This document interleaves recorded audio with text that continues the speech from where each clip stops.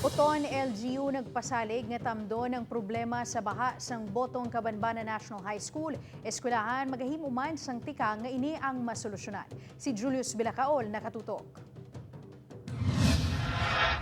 Sa pagbalik sang news team sa Botong Cabanbana National High School, normal na ang palibot apisar sang malayan nga tiyempo. Magluwas na lang sa isa ka porsyon sa likod sang campus nga may nagahunob nga tubig, kag sa mga drainage canal nga puno man.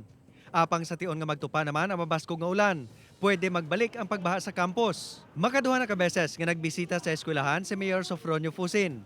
Nagpangako man ini nga magahimo sang tikang nga masolusyonan ang problema.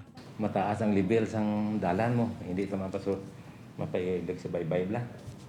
Napangitaan pa namon sing solusyon da. Kung paano mapagwa blang tubig kay dugay sa mag-subside.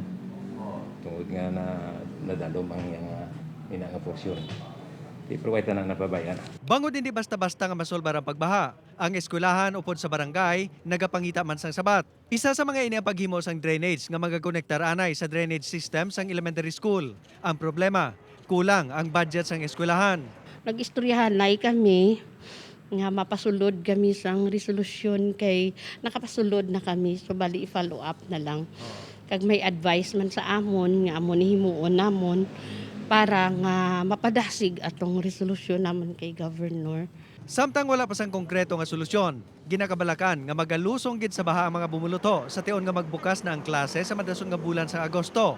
Ilabi na gid kun mangin full face-to-face na ang klase sa Nobyembre. Upod kay Romel Porquia, Julius Bilacaol, 1 Western Visayas.